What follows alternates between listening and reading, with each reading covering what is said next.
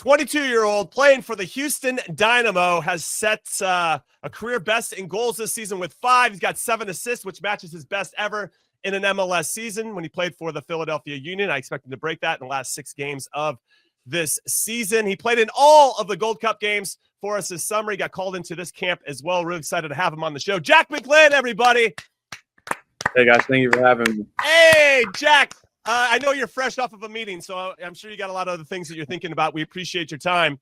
So obviously a busy summer for you. You're coming into this.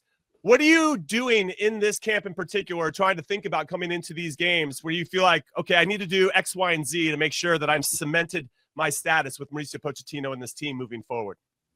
Yeah, I think for me, just playing with freedom. I think I know the quality I can have, and the coaches know that too. They always tell me they want me playing with freedom no matter what. So just kind of showing my ability both on and off the ball. And I think especially the off the ball stuff that I've been working very hard on to try to make myself a much better player where I can play in multiple roles here. And I think that'll help me with a lot of versatility. Jack, great to have you, and congrats on getting called in again. You mentioned there are multiple roles. One of the places I wanted to go, we saw you against you started at Turkey. You get a great goal, which is long distance shots, one of your strengths, obviously. Banger, absolute banger. But playing as a right winger, which is something that we hadn't seen in your career. I don't know if you had played there before as a younger kid, and how that looks for you, and maybe differently than a guy that takes players on and gets to the end line all the time. Mauricio maybe asked you to interpret the role.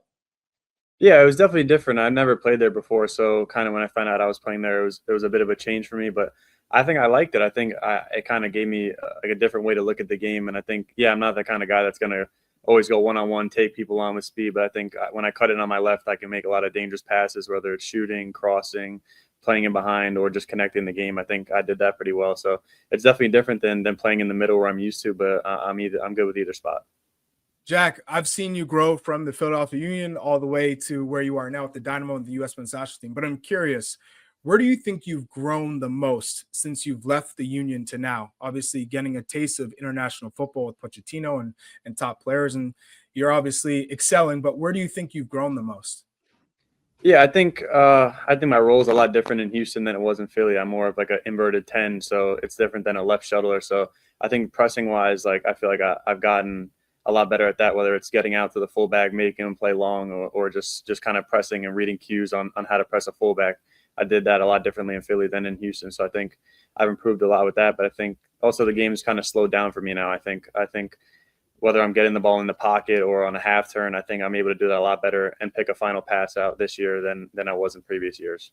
Do you think that's helped you like transition with this current team now, with the USMNT national team being in that role? For sure. Yeah. I think there's a lot of pressure on me at Houston to make things happen. I'm like the playmaker for our team. So I think as a young guy, that's good for me to have that responsibility. And I think that's slowed the game down a lot for me, especially coming to the international level where it's so much quicker.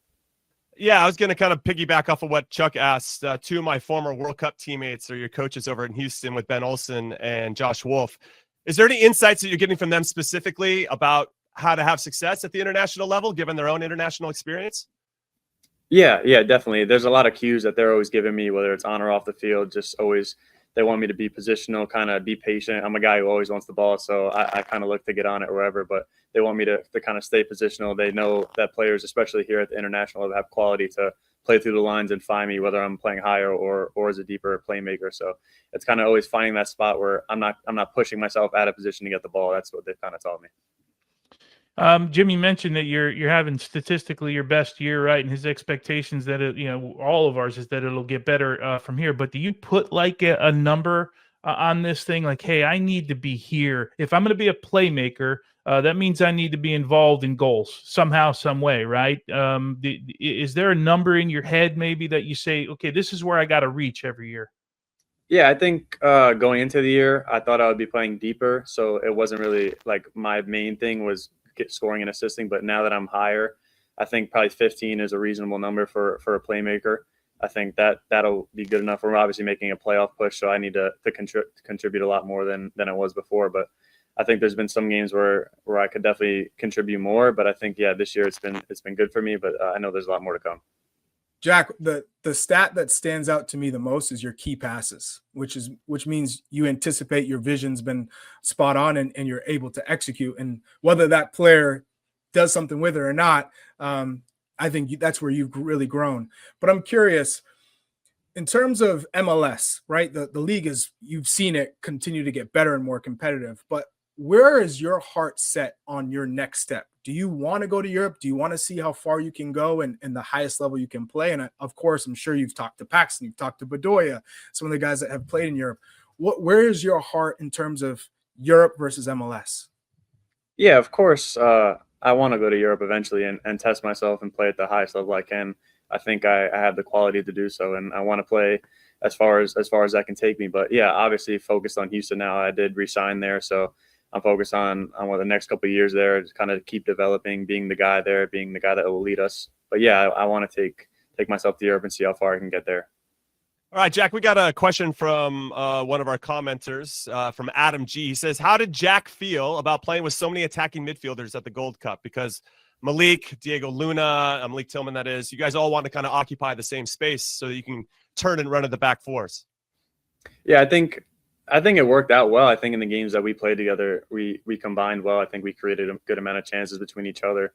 And I think, yeah, we all wanted to be in the same space, but I think we weren't really ever in it. Whether I was wider, Malik was central, and Diego was wider on the other side, we weren't really. And we had a good rotation. Like there was freedom that we were playing with. So I think it worked out well for us. Jack, what needs? I'm following up on Charlie's question about where you think your game improved. What needs to still get better for you to be part of this group? June of 2026? I think for me, the number one thing I would want to improve is consistency. I think some games I feel like I'm creating a lot of chances, and some games I feel like I have to do way more for my team. So I think I want to take that on my shoulders and be a leader at the club level and kind of take that to here where I'm contributing every match, whether it's on or off the ball, making plays defensively and offensively, creating for us. All right, Chuck, I'm going to jump in here because go ahead. Jack, we've had a big conversation here on the show here. Call it what you want. And we had one of your pals, Paxten Aaronson. Oh, I've heard this. Oh, you've heard it. He's heard it, everybody. Who's faster, Jack McGlynn or Charlie Davies? That's the big conversation. But before Jack, we get this is an important answer, Jack. Important answer. Don't answer it yet. Don't answer it yet. Let's hear what Paxten Aaronson had to say. Claiming forever that he could beat Jack McGlynn in a 30-yard race.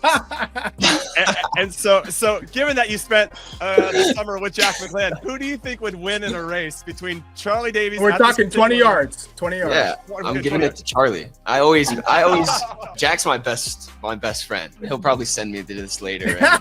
He knows every time I rip on him, I tell him how slow he is. I think he has gotten faster. I think he's been doing some speed drills or whatnot. When I first came into the league with him when we were 16, it was so funny. Everybody in the locker room would just tell him how slow he is. But he makes up, like you said, he makes up for it with other attributes. All right, Jack McGlynn, it's your turn. What do you say? First of all, I'm gonna have to take back the best friend title from him. He's number 2 now for sure. Yeah, I'm backing myself. Of course, I'm confident. I'm backing myself. I know I'm not the quickest, but I think I got it in me. Hey, Jack, I think I just look. You guys play Colorado, right? In about 10 days' time. Okay, I'll be watching that one, Chuck. See if Jack gets a little piece of. I'll be watching that. Good. Oh, look at we got a photo here of Jack and Chuck. I don't think it's going to be this close. I think Jack's man. I might. Hey, I tell you, I'm giving my all. I might pull a hammy in the process, but I'm going in. I'm going in. So Jack, just the so you know, hammy will be done after 10 yards. Don't worry about it. Jack, it started at 40 yards. Then, as you saw there, Chuck made it 30. Then it's going down. It's going down. All right. We really appreciate your time once again, Jack. We're obviously thrilled for you to be called into this camp. We hope you play well. One of the things we like to do here at the show is to have a jersey swap story. So we don't know if you have a good one that somebody you've switched with, you got a good story behind it, or maybe somebody waved you off. That's happened to me. I don't really want to bring it up. I'm looking at you, Raquelme. Not very cool. But Jack, is there any good jersey swap stories you got for us? I think my favorite is when I was in USL, I played against my brother, which is really cool. I don't think that happens very often. So I swapped with him, and I think that was probably my proudest moment, like for our family, playing against my brother in a pro game. It's a really cool thing. My whole family was there. So that's probably my number one. Man, That's the really hard to Aaronsons tell. and the Cool. McGlyns, they're Yes. both swapping. It's crazy. Yeah, and that's why you guys are best friends, probably. You got brothers that Not play. anymore. Not anymore. Not anymore. We love it. Well, Jack McGlynn, thank you again for your time. You're an absolute beast. We wish you the best of luck.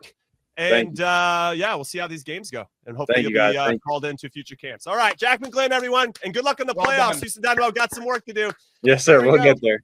All right, awesome. Jack McGlynn, everybody. Look at you getting to the end of the video. All right, very proud of you. Now, if you want more average to good content, this is your channel. Go look at other videos, playlists. We have it all figured out. For more of the good stuff, then you got to make sure you hit like on this video, hit subscribe so you don't miss anything, and then turn on your notifications so you know when we're going live or if anything drops right when it comes out.